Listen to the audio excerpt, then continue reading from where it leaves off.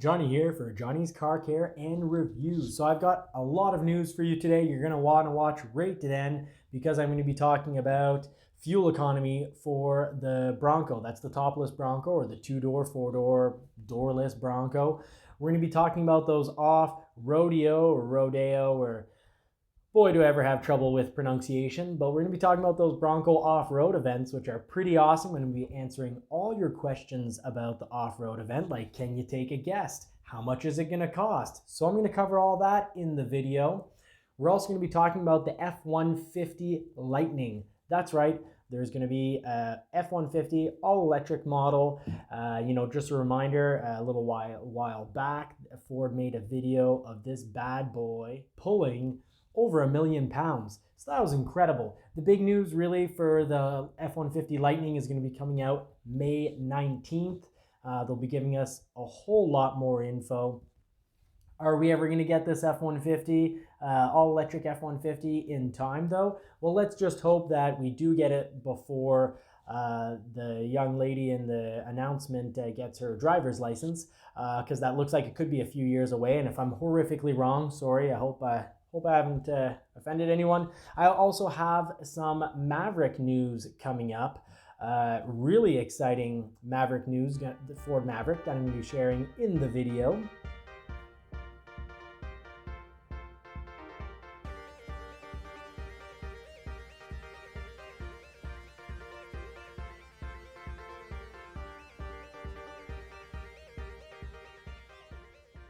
And beyond the Ford Maverick news, which I'm going to be unleashing some, sharing some official news in regards to that, I'm also going to be talking about Bronco fuel economy numbers. Now, just a reminder, way back when I said that the 2.3 liter four-cylinder, the straight four-cylinder turbo engine would be making 20 miles per gallon on the highway and 20 miles per gallon in the city and 24 miles per gallon. And I also, in a previous video about 3-4 months ago, was saying that the 2.7 liter V6 engine would be making 18 in the city and 23 miles per gallon on the highway. So we'll get to find out how right or how wrong was I on that. Well, here's the news. You can always go back and check the full video. If you like and you subscribe, you'll have easier access to all my videos. But the official news has come in from Ford, shared by Bronco Nation, not related to Ford, ha ha ha, wink wink, that the 2.3 liter, the best economy you're going to get is 20 miles per gallon in the city and 22 on the highway. Now the 2.7 liter is going to be getting 18 miles per gallon in the city and 20 miles per gallon on the highway. So the highway miles per gallon, I gotta say, I was off. For the 2.7 liter, I was off by 3 miles per gallon. And as people had pointed out, that has to do with gear ratios. Now, I'd like to remind you that if you really want the full review, go and check out, you type in on Google, you Google 2021 Ford Bronco Spec Sheet. You'll get the new all 8 pages of all that glorious specifications. And in there, you're going to find out that this original 310 horsepower, 400 pound-feet of torque for the 2.7 liter has been kicked up. Now, this is no surprise because originally, I guess they're giving it to us on standard gas. On premium, you're going to get more power. How much more power? Actually, a decent little amount of extra power. So what you're going to get out of the 2.3 liter straight 6, the turboed 6, is more than expected. If you run premium, you're going to be getting 300 horsepower and 325 pound-feet of torque. Now that's on premium, so you're going to have to, be a bit bigger man than me and be a little less cheap and throw on the premium if you want that extra power. And of course, I've mentioned in other videos, there's the whole change out your mufflers and put in a better air intake, and you're going to get more power. And I have videos to talk about which air intakes I like and why, risk reward. So I'm not going to jump into that. That'll be for another video. Like and subscribe if you want to get more videos that talk about, more cars and more power. But back to the subject at hand, the 2.7 liter EcoBoost on Premium, so that's a 6-cylinder with 2 turbos. And I love it because it's, the 4-cylinder, the engine is cast aluminum, where you have composite graphite for the V6. And it's going to be getting you now 330 horsepower and 415 pound-feet of torque. So that's incredible. That's fantastic out of a 6-cylinder. And if we jump into talking about gear ratios, just a little reminder for everyone out there who hasn't picked out their Bronco yet. So the 6-cylinder is a compacted graphite iron block. That's like the 6.7 liter diesel that Ford has, the Power Strokes. That's incredible. Also to mention that the 2.7 liter has direct injection and port injection. So the port injection is actually going to clean out a lot of the carbon buildup that the direct injection causes, pretty much all of it. Whereas it's just direct injection for the 4-cylinder. So I've done videos on why, different reasons why I like the different engines. So, if you want to check that out. But here's the big thing that I'm really excited about: vacation time. I put on my vacation shirt for this. I'm not sure if you can see this, but these are pink flamingos. I want a vacation for the Bronco Off-Roadeo event. Now, I did suspect that I could kind of sneak this into a vacation with the wifey. And, it's been confirmed on the beautiful scenery that we just saw go by. So there'll be beautiful sights. And not just beautiful sights. You're going to be able to, hike, bike, raft, river raft at certain locations. Heck, one of the locations is Nevada. We can call that a Vegas trip, baby.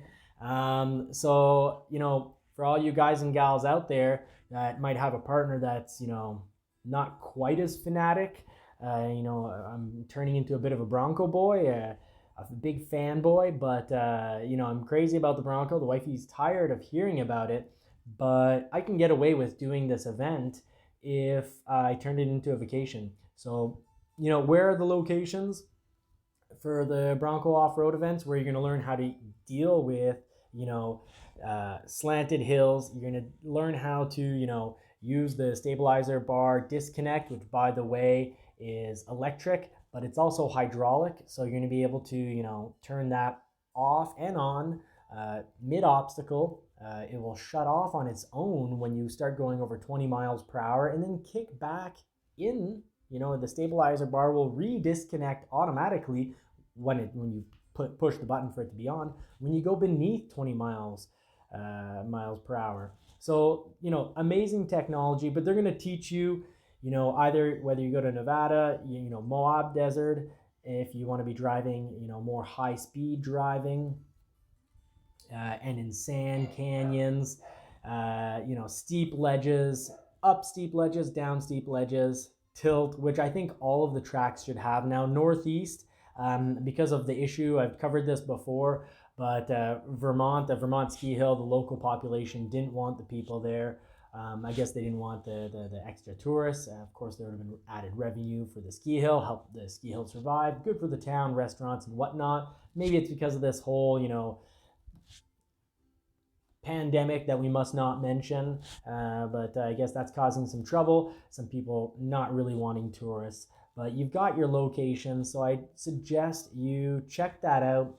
It's worth a consider because I think it's going to make great vacation time. Now, I want to answer all your questions to this. Of course, it's on the website if you don't mind reading through all of it. But basically, how does it work? First of all, they're going to show you how to drive.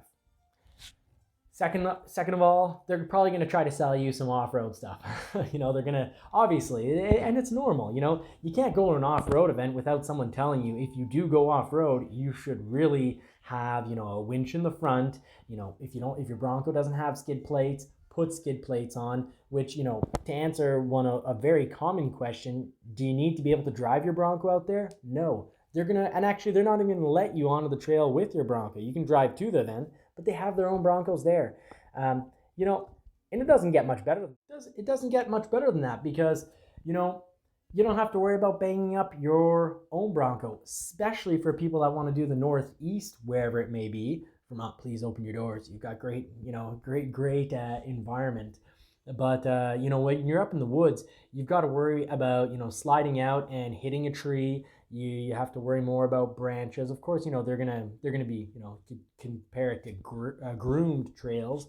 But I don't know if that's the proper term. We could say more chainsawed trails. They're gonna get rid of all the branches that are gonna scratch the stuff out of the paint out of your vehicle, and not your vehicles. Once again, it's great. It's their vehicle. And can you bring someone with you? And this was the main thing I was worried about. Yeah, you can bring up to 2 guests, and they'll just have to pay guest fees. And if you have a Bronco on order, it doesn't have to have been delivered. You don't have to have paid for it or start paying for it. If you have a Bronco, like the big Bronco, or for the Bronco Sport, a Badlands version on order on the way, you're just going to have to pay a registration fee. Also, there's talk that Ford, for people who have been waiting for their Bronco anyways, are going to have all sorts of points. Points equals money to spend at parts, service, or, this is pretty cool, your Bronco Off-Road event. So, people will get up to maybe even $1,000 for the long haulers who've been waiting for a long time, who get pushed aside. So I'm almost hoping at this point that I get pushed a little further instead of getting it a few months earlier. I'd love that $1,000 because I will spend it on this. Mind you, what you will need to spend money on is your travel there, and you also need to spend your money on, food and, if you don't tent, hotel, motel, whatever works for you.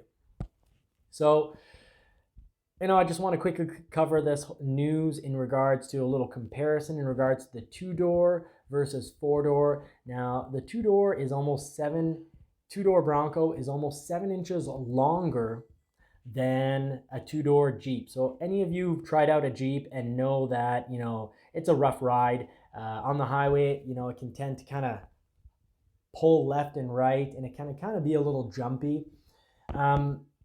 Especially if you get the two-door Jeep.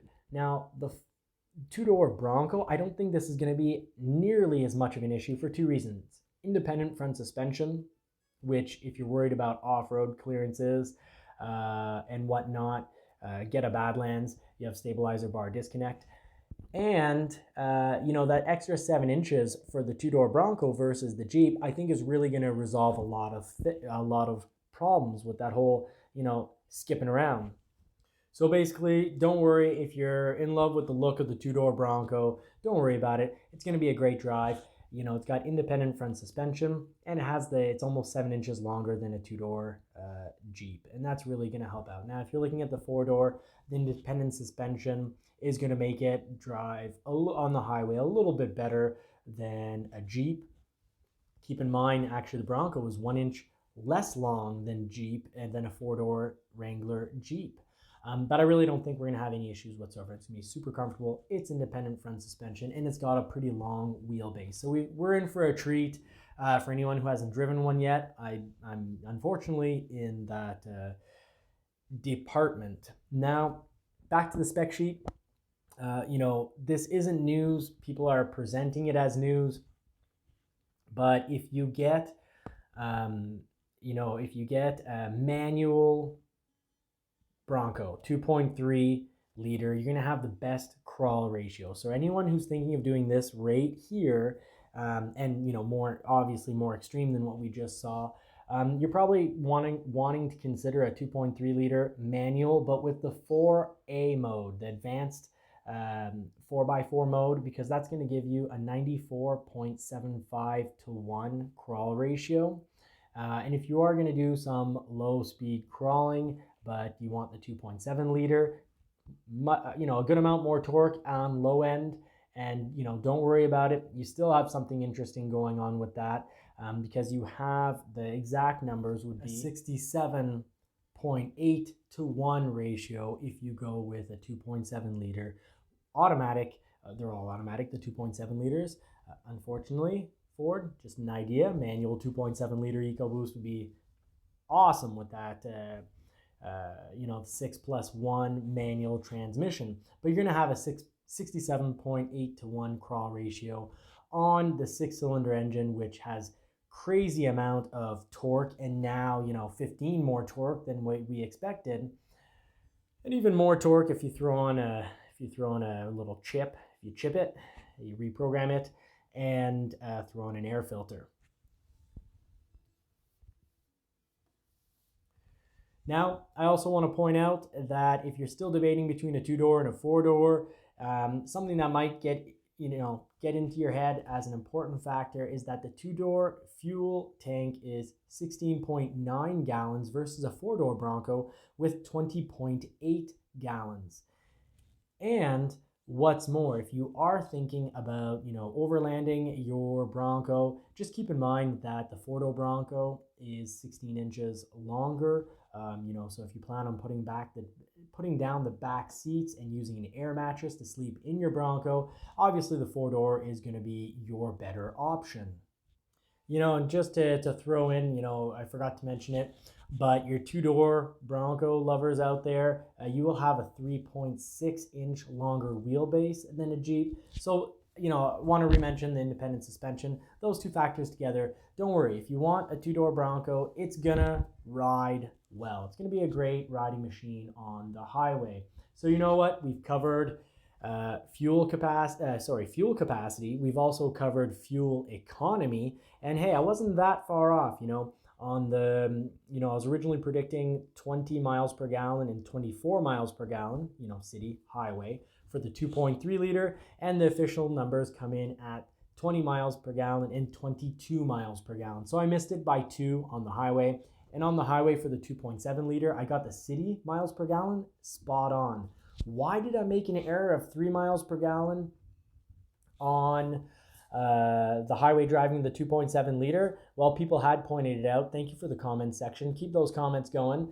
You guys were right. The gear ratios. The gear ratios outplayed the benefit of the 10-speed, and it threw off my, estimated educated guesstimation, you could call, a little bit off. So I've saved some of the most exciting news for the very end. 2 pieces of very exciting news. First of all, May 19th, we're going to learn all about the F-150 Lightning. Now let's hope that it doesn't cost almost $100,000. And, at least for my budget, something that really excites me is about the Maverick. It's in my price range. I think it's going to be in a lot of people's price range. And guess what? I've got huge Maverick news. They should be coming into dealers around December. Just like the Bronco Sport in 2020 showed up around December. I have confirmed news, unless there's an unexpected delay, it's in the plans, it's in the books. The Maverick is showing up. So December 2021, maybe even November. Hey, maybe it's a little late and it comes in January. We still have this microchip shortage going on, and I'm not going to get into my rant and rave about the values of cryptocurrencies going up, making it so that it just becomes more and more sensible from a price to profit perspective to just throw more microchips at computers that they're mining, they're trying to guess a random code to create cryptocurrency. Anyways, I don't quite understand cryptocurrency. Warren Buffett called it rat poison squared. Charlie Munger called it actually turd squared. He said people are buying turds. It could be great, it could not be great. Well, only the future will tell. Maybe we'll go down the road of tulips. At one point in the 1700s, tulips were worth the price of a house, and people were selling the houses to buy and trade tulips. So crazy things happen. So I like to focus on the fun stuff, and the fun stuff is this new Bronco coming in just a little heavier than I had expected. I thought it would play around 4,500 pounds. Now it's as low as 4,200 and about 28 pounds, and as high, it weighs as much as about 5,180 pounds. So it's in the weight range of a Jeep Wrangler. So you can have a Bronco that weighs just a little less than a 2-door Wrangler. If you go with the 2-door Bronco with a 2.3 liter and manual transmission, that's the one that's going to come in around 4,228 pounds. And you know, our big 4-door with, you know, pretty much everything on it is going to be just shy of about 5,200 pounds. So hey, good news. The Bronco, you know, doesn't weigh a ton more and actually weighs ever so slightly less than a Jeep Wrangler. So I hope this information has been useful.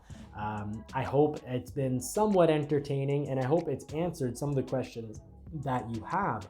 Now, if ever I see you at a Bronco off-road event, because I'd love to turn it into a yearly or twice a year destination, and you recognize me, say hi. In the meantime, like and subscribe, because what I've covered in this video I will be fleshing out and talking more about in future videos. So thank you so much for watching, and see you again soon.